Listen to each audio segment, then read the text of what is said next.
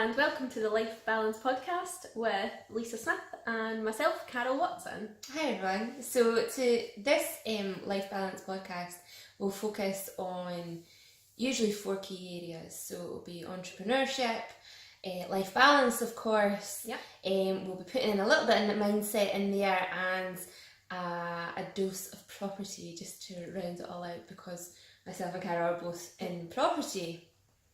So today we wanted to speak to you about The big why. your why. Yeah. Napoleon Hill talks about the importance of having a major the power of having a major definite purpose. So what we're going to do, we thought it'd be good to give you a little introduction to Lisa and I, and talk about our own personal whys and our wider whys, and then talk about how we've actually came to realise what those are, because I don't think it's always as easy as it sounds. So we'll speak about that a bit more, and then look at why knowing your reasons for doing what you're doing is important. So why is why important? So yeah, I like that. Why is why important? Yeah. So Lisa, why do you do what you do? Okay, so our big why surrounds our family and our passion for animals, believe it or not. So we have 2 dogs, and I have always been a big animal lover. This summer I spent my days rescuing bees. Putting out, putting out, putting out the sugar of on the teaspoon and the water and things like that. But apart from rescuing bees, the serious side of it is that animal cruelty just cannot stand it. There's absolutely no need for it, and I think I've always grown up around animals, and I've now got my husband on board in terms of our 2 dogs. So he never grew up with dogs or anything like that, and he's just completely besotted by them. No. They're completely our little princesses. So and it's more than that. It's more looking at how, you know, we can do more to rescue animals in like a terrible need in this country, and not just this country but throughout the world. So our goal, when we talk about, you know, at the end of the day, when we're going to our bed, we talk about like our whys. And one of the goals that we have is to have a large property with a large estate, so that we can have properties to rescue animals. And I know we're going to end up with hundreds of dogs, but we need to set it out properly as a charity, as a business, so that we're creating a legacy. And that legacy will continue to grow and continue to expand, and eventually, you know, we're looking to go down the roads. I think it's Sweden actually, that you're not allowed. No one can actually purchase a puppy. You have to adopt. You have to adopt dogs, and they don't have an issue with dogs in shelters and things like that, and there's absolutely no need. And like things like, you know, puppy farms and things, it just actually makes me sick. My auntie had a really bad experience. I feel like we're going major off track, but we'll go quickly. I had a really bad experience. So she bought a puppy, and she didn't really realise that puppy farms was an actual thing, and it lasted like 3 days, and it had this horrendous cough because they hadn't looked after it, and it died. It was awful. So completely awful. And it is more about, you know, giving back to and making something bigger than you actually have. And I think like as long as your why makes you cry, that's weird. I like that. But it's true. Like if something like is like right in your heart and like proper tugs at your heartstrings, then you're going to do everything, you know, through the bad days. Like your business isn't going well, or you know, you've made a mistake or something, and you think, why am I doing all this? And that's That's exactly the moment you should be at. Yeah. Why am I doing this? Yeah. Oh my God, the puppies. Yeah. Like, you know what I mean? And I know I make a joke of it and things, Yeah. but it's a serious thing for us. Yeah. It's because it completely tugs at our heartstrings, and it's the thing that keeps us going. And once we have made, you know, what we're looking to make in property, and we have a business that runs without us, you know, we have a business that we work on, not in, and it's running it's running itself, and you know, it's grown and it keeps on growing. And obviously that is a passion as well, but that fuels the charity that we're eventually looking to open and bring up. Amazing. Good, I love it. Why. And then, so I'll do my wider why first. Yeah, and we'll talk what about is your the why we got into property. Oh yeah. So my big why is, it kind of came as an epiphany, and only last week, because there's a guy that we work with quite closely, and he's from Wales. He's so passionate, and he knows exactly why he's doing what he's doing.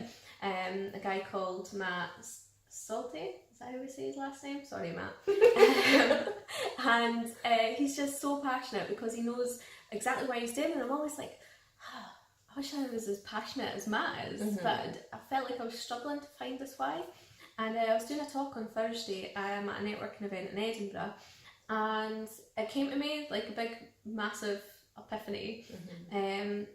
So I'm originally from Peterhead. We passed up past Aberdeen, and we'd go up and visit our family there, and then we would drive back home late at night. So me and my little brother would fall asleep in the back of the car, and when we pulled into the driveway, it would stones in the driveway at the time, pulled into the driveway, I'd like wake up with this whole sense of, oh, we're home, we're safe, that's it, and then occasionally, it's obviously a long time ago, get carried into the house, and just that sense of security and knowing that you are in a safe place away from the rest of the world. You've got your own four walls around you, and I think it just hit me that it breaks my heart that not everyone has that. So if I can do anything to help secure homes, not houses, for people, then that is what I have decided I am here to do. That's my life purpose. And I was saying this to Lisa earlier, it's not a route that I thought I'd be on, because I feel like I've kind of been slowly pulled down this route. I've recently joined the Kingdom Housing Association as a board member, and I'm helping a lady sell a portfolio that's all rented out to another housing association over in Edinburgh. And I'm just kind of slowly getting pulled into this world of social housing and affordable housing. So yeah, I think this is it. Definitely. Yeah, it's a good why. Yeah. Definitely a good why. And I said that we'd next speak about our personal why. So you mentioned obviously we all do it for our family, but how have you came to go from what you were doing before into running your own businesses? So, or why, not how, sorry. How I've got... No, why. No, why, yeah. Sorry. So, right, so obviously my why is focused around that. So I was previously in financial services, in a corporate environment, really far flung from animal charities. Although I used to ask, can our nominated charity be, you know, Dogs Trust? And hi, Dogs Trust. Everywhere. I'd love to be a patron. It was so far flung from that, and obviously because I was employed and in a corporate world, there was always a glass ceiling. Like I would have had to do so much more over and above, you know, trying to pay my own bills, that I don't know how it would have actually worked together. And so I knew that I had to leave a corporate life to be able to create my own glass ceiling. I don't even want a glass ceiling, but to create my own income and my own growth pattern, and to be able to say, well, this is our business, this is a completely feasible channel of making, millions of pounds, And in terms of growth and things, like, we can get there. Like, if we set out, this is where we are and this is where we want to be, then we'll figure out how to get there, and we'll follow, you know, our daily targets, our weekly targets, our monthly targets, until we are actually there. So I'm setting the targets. You know, like an employer isn't setting the targets for me. So that's kind of how I got into property and things like that. And I think how I actually got into property was, we kind of became an accidental landlord, as it were. So I know I'm kind of going off track here. No, not at all. How did that happen? So, accidental landlord. So we were 19 when we bought our first flat, and we stayed there for a number of years. A lot of years. Not quite a decade.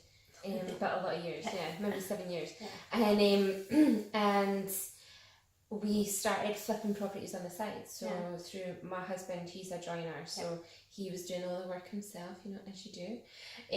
And we bought another house. We renovated it. This house that we're actually in right now.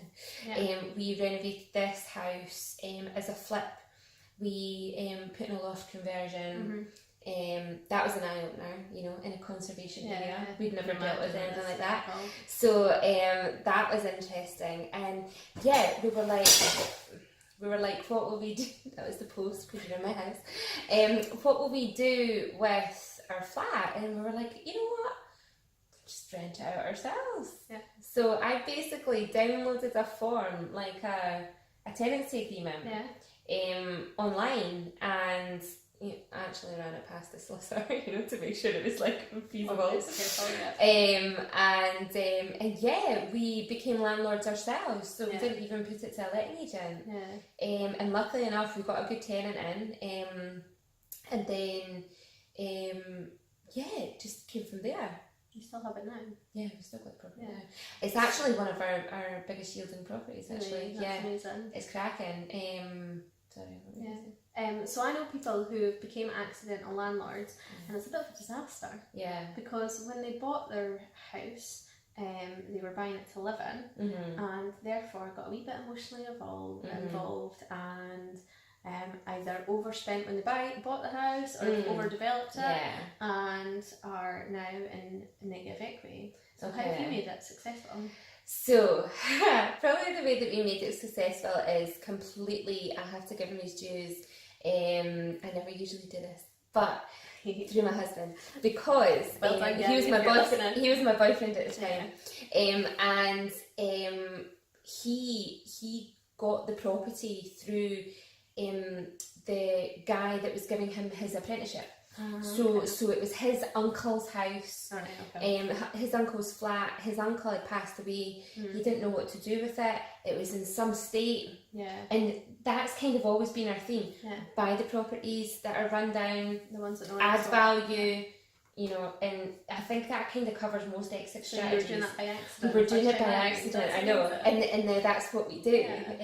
So I think we always understood that we had to add value somewhere, and it's like obviously you can't really do it. It's one of they call it a cottage flat over the West Coast. So it's 2 up, 2 down. This is a ground floor. So what we did was there was a garden and things in the front. We had the garden and the back garden, but the back garden was split. So what we did was we put in a driveway because we knew it added value. Amazing. And we could get a couple of cars in there. Got the curb lowered and things with the council. We put a big decking out the back, and a shed, and you know, whirligig and all that sort of stuff. And we put patio doors out to the decking, so that you had a nice big open living space, a living room and outdoor space. So we always knew that, you know, you had to add value. But I think that was like, to start with, it was our personal preference, you know, like that's how we wanted to live. Like we wanted to have that. So I think it's a combination of understanding the world of property and the world of construction from a young age, and then applying it and sort of developing our taste around it as well. So Good. So my personal why, I decided 4 years ago, I went back to university, and at the start of that I had written down some goals, which we will come to about writing down goals. I'd written down that I wanted to get my degree, get a job in oil and gas, and then invest in property. So 2 things happened while I was at uni. In my second year, the downturn happened. A lot of people were made redundant, and it's recovering now, slowly but surely, but that impacted where I went on my placement in my 3rd year. I ended up down in London at an events company. I did a bit of a glimpse of the corporate world down there. And then in my 4th year, my husband and I thought it would be a great idea to have our first child, which made my 4th year a little bit stressful, as you can imagine, but it was all good. Still managed to get my first, so I was delighted with that. And when I was so my little girl was 3 months when I went back for my final semester, 4th year, and one of the modules I'd taken was leadership. Sat in a leadership lecture, and this one was focused on women in leadership, and we were talking about the glass ceiling, like you mentioned.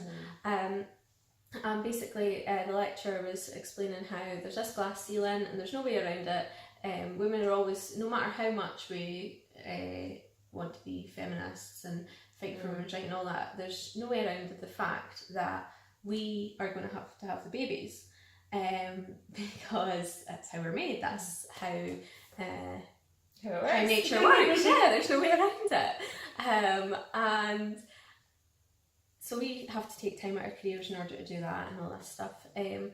So you either have this upward battle of fighting against men and understanding that you have a lot more hoops to jump through than a man would because of this, primarily, and other reasons as well, to get to where you want to go, or alternatively, you go and do it yourself.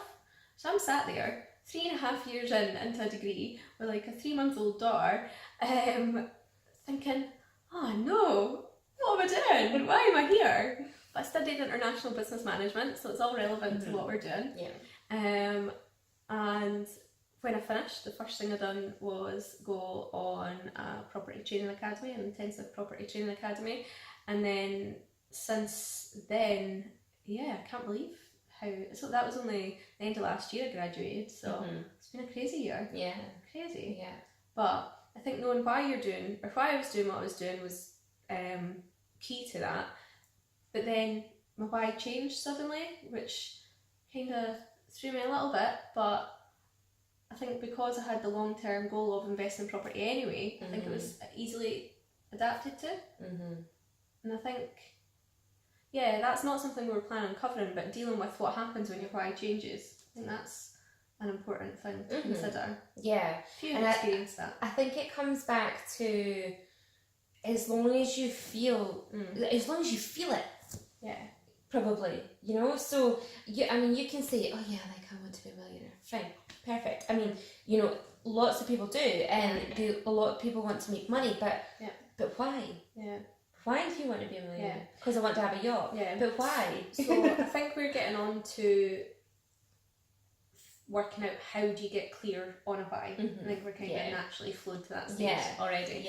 So there's a few things that we wanted to speak about. Both Lisa and I have gone through the John Kehoe Mind Power Programme. Amazing. Which is fantastic. And nearer the end, he talks about knowing your big why, and also the importance of making sure it is a big why. If you're only doing something to get by, then you're not going to get amazing results. You need to have a big vision for your life, or for what you want to do while you're here. Sometimes it's not always about having that big why. It's knowing what you don't want.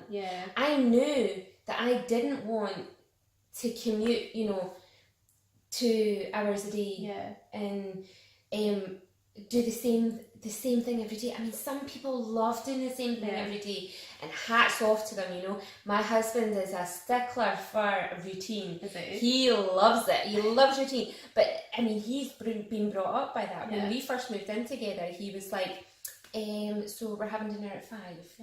And this was like an unknown concept to me. I was like, what? Just have it when it's ready. You have it when it's ready, And he was like, no, it's at 5. And then like, I don't know, I can't remember, and you used to watch Neighbours. Yeah. And I watched Neighbours eating my dinner. And I was like, oh my God.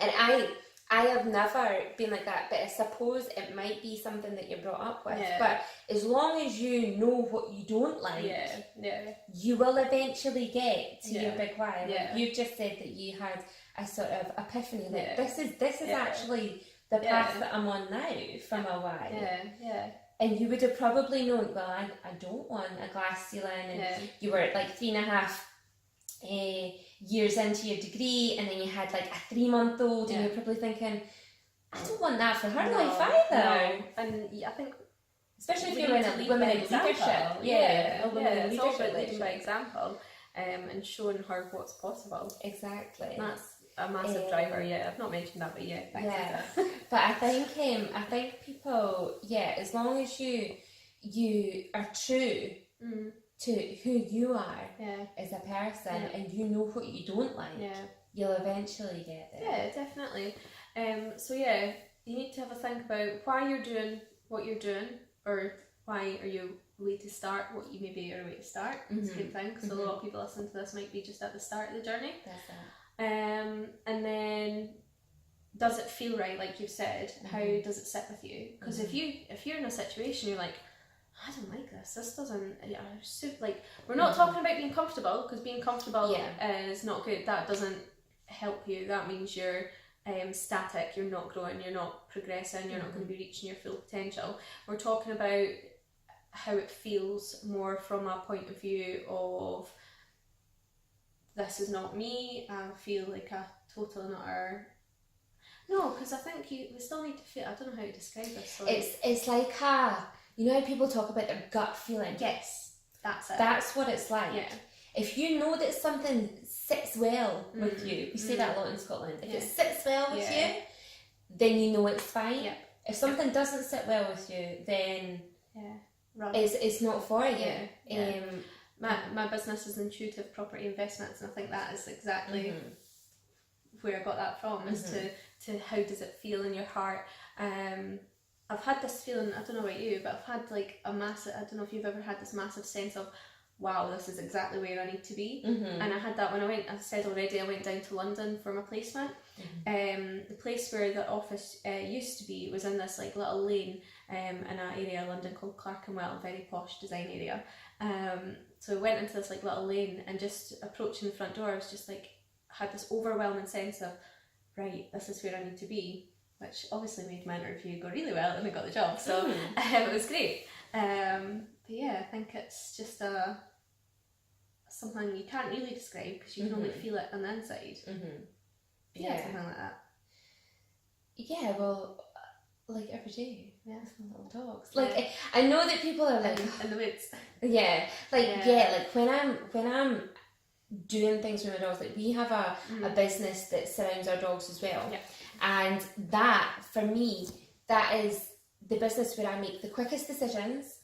I can change bits and pieces of our business pretty fast. It's always customer focused, and I feel like I don't have to try a lot, and that's how I know that that's the business for me, you know. Like, and it runs smoothly. We're in a great profit, we've got great people working with us, and it's a business that I work on, not in.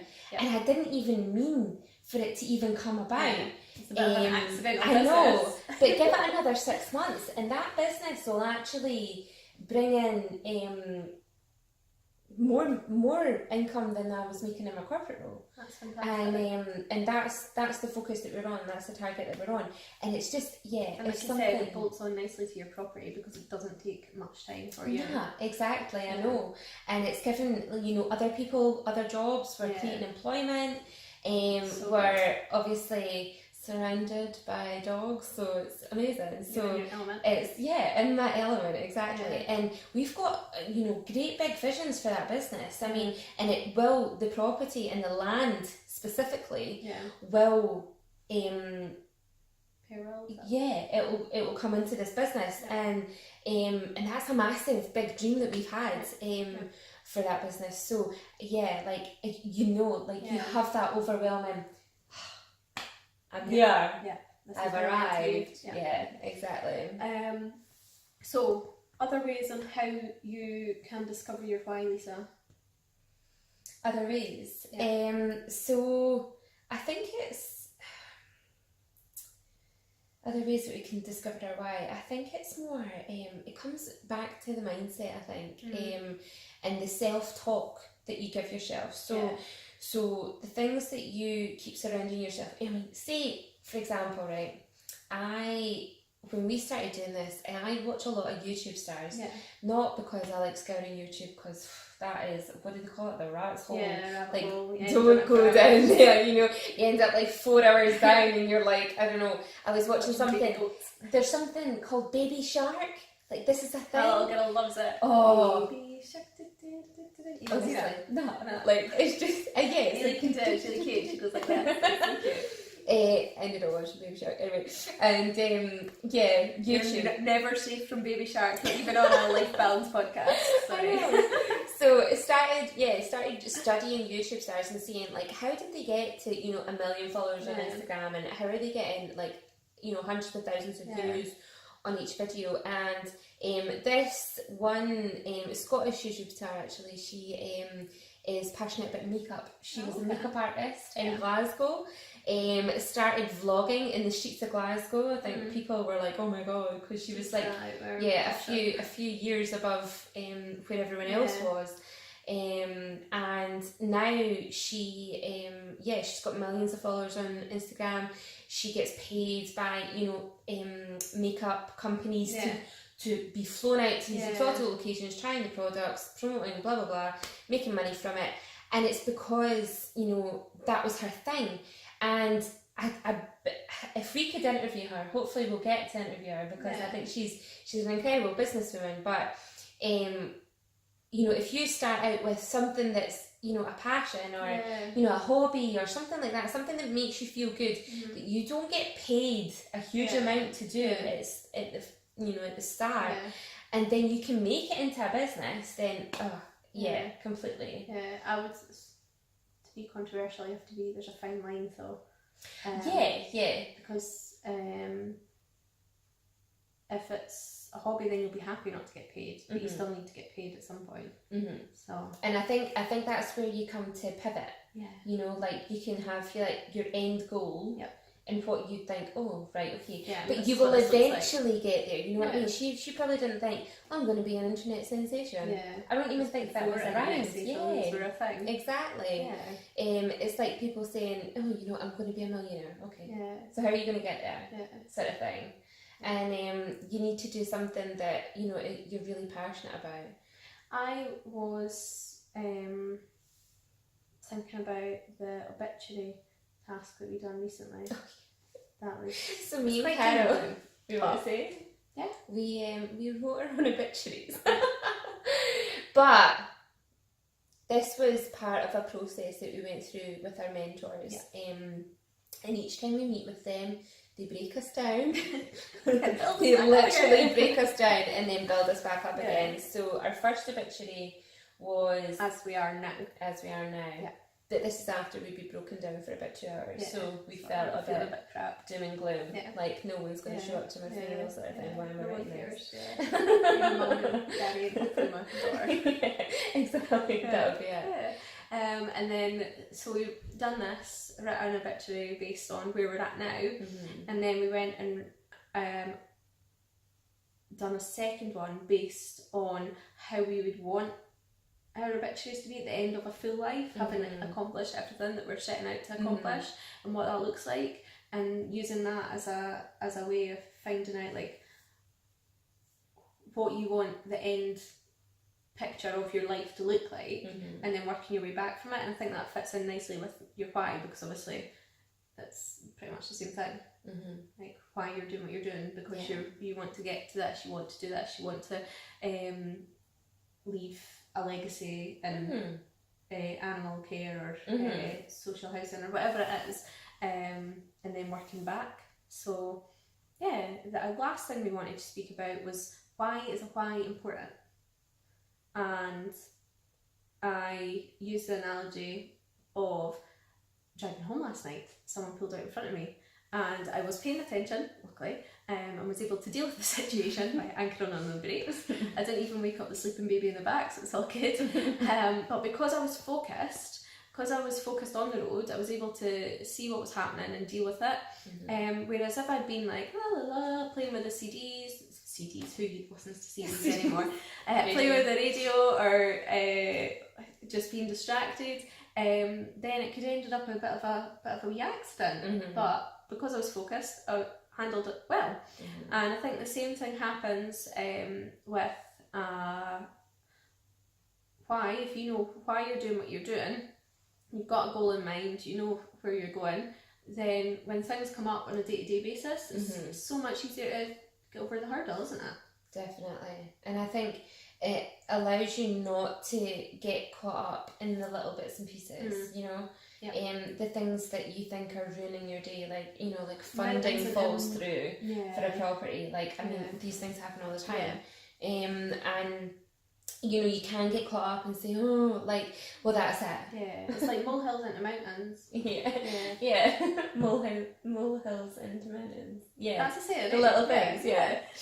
Also, and it keeps you motivated as well. Like, we think about our reasons why when we go to our bed, and then again when we wake up in the morning, and just keeping that in the front of your mind. Like, you can do things like have a vision board.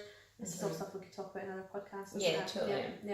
We will come back. Yeah, it just keeps you on track, basically. And as long as you know where you are just now and where you want to go, the bits in between, you know, you'll get there. But as long as you have a strong enough why.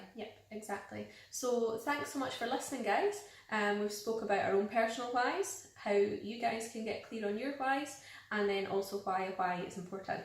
Apologies for the amount of whys in that sentence.